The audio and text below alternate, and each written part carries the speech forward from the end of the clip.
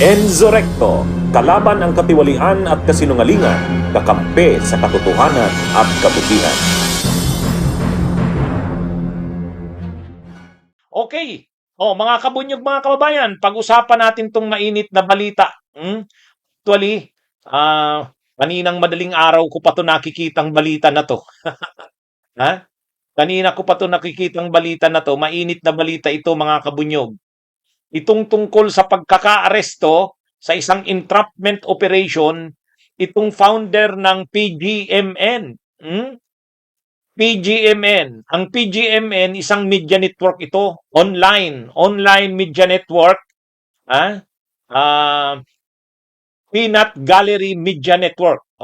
Ngayon, yung Peanut Gallery Media Network na yan, ang founder niyan ay isang DDS vlogger, itong si Franco Mabanta. Itong si Franco Mabanta ay isinailalim sa entrapment operation, mga kabunyog, ng NBI. Kagabi. At naaresto ito sa isang entrapment operation. Nag-press con ngayong umaga ang NBI. Ipresenta nila itong si Franco Mabanta. Itong si Franco Mabanta at apat niya pang kasamahan ay inaresto. Nahuli sa kanilang possession ang halagang 70 million pesos. Laman ng dalawang maleta. Yun, matindi. Maleta na naman. Maleta na naman, mga kabunyog, mga kabayan. So, yan po ang pangyayari. So, marami nang nagme-message sa atin, attorney, sino ba tong ano na ito? Sino ba itong Mabanta daw na ito? Ano bang nangyari talaga dyan, attorney? At sino ba yung si Mabanta? Okay? So, pag-usapan natin yan, mga kabunyog. Ano bang nangyari? So, ang nangyari, ganito ang buong pangyayari, mga kabunyog. Itong si Franco Mabanta, yan nakikita nyo dyan sa picture, social media personality yan. Sikat daw yan sa social media, pero pasensya na, hindi ko masyadong kilala yan. Ngayon ko lang nakilala yan ng yung Franco Mabanta na yan, mga kabunyog, mga kababayan, yan ay kilala daw yan sa social media. Nagtayo siya ng isang media network, itong PGMN. Itong tinatawag na PGMN, Peanut Gallery Media Network. O ngayon, itong Peanut Gallery Media Network na ito, mayroon itong Facebook, YouTube. Ngayon, ayon sa kinikilan nito. Ibig sabihin, kinikilan nito o inextort. Inextort nito si dating speaker Martin Romualdez. Yan, mga kabunyog, ang balita dyan. Inextort. PGMN founder Franco Mabata and another individual were arrested in an NBI entrapment operation over an alleged 300 million pesos, sa iba 350 million extortion. Authorities recovered an initial payment of at least 70 million in 2 suitcases. So yun. Yan din ang balita ng GMA News Update. Online media network founder Franco Mabanta arrested by the NBI for alleged extortion of former House Speaker Martin Romualdez. O yan.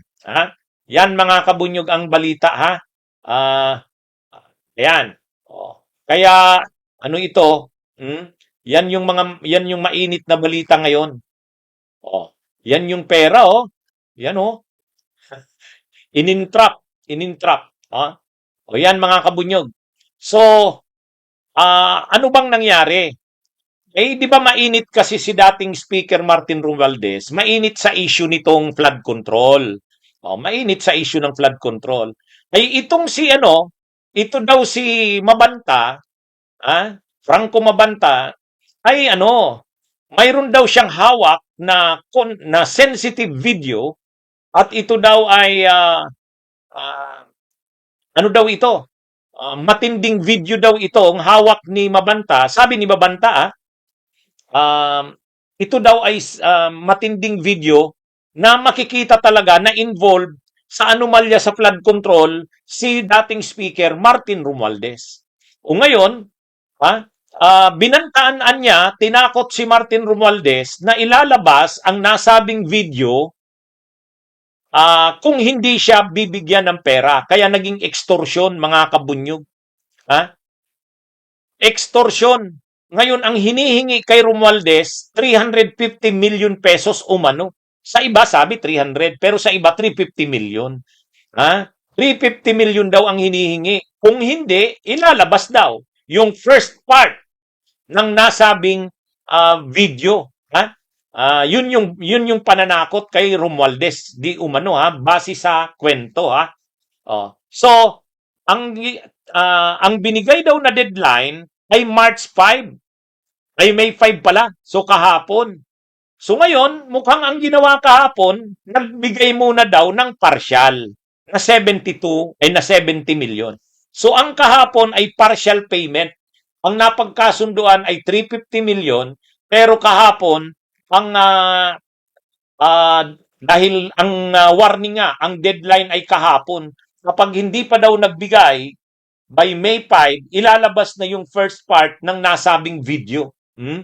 O ngayon, mukhang humingi ng tulong si Romualdez sa NBI, so plinanuhan ng entrapment operation. Yan ang nangyari, mga kabunyog. At sa entrapment operation, una daw sana sa Makati Hotel yon, kaya lang si Mabanta daw ang nagsabi na wag daw sa maraming CCTV, doon na lang sa Pasig. Kaya lang dahil kinuntak na di umano ni Romualdez ang NBI na. Mga operatives na ng NBI ang nagdala ng pera. Hindi alam ni Mabanta yun. Hindi niya alam. Hindi alam ni Franco Mabanta, hindi niya alam na mga NBI agents na ang may dala ng pera. Hindi niya alam, mga undercover agents na.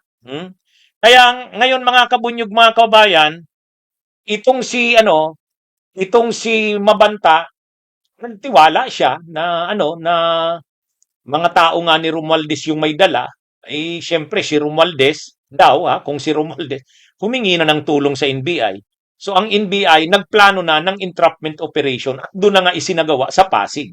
2 maleta, ang bawat maleta ay 23 million ang laman. Mayroon pa yatang pangatlong maleta. Basta 70 million daw lahat-lahat yun.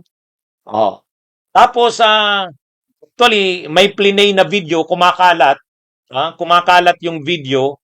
At saka may kumakalat din na usapan sa telepono nung ahente ng NBI at saka ni Franco Mabanta. Nag-set na sila. Papunta na niya kami dyan. Malapit na kami.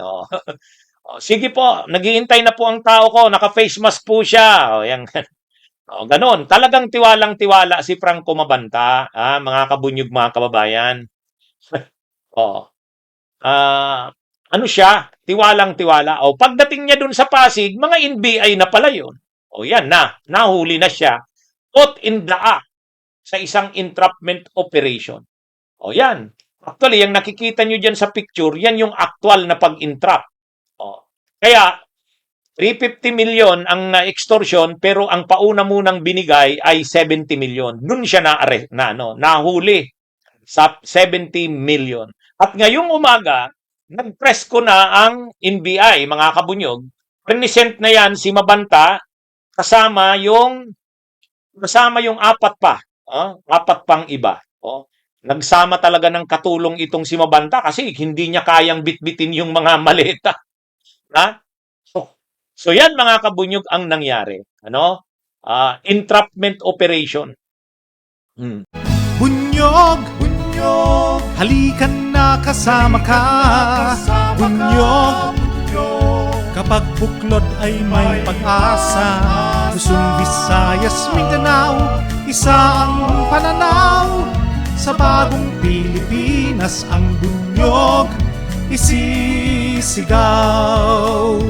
Bunyog.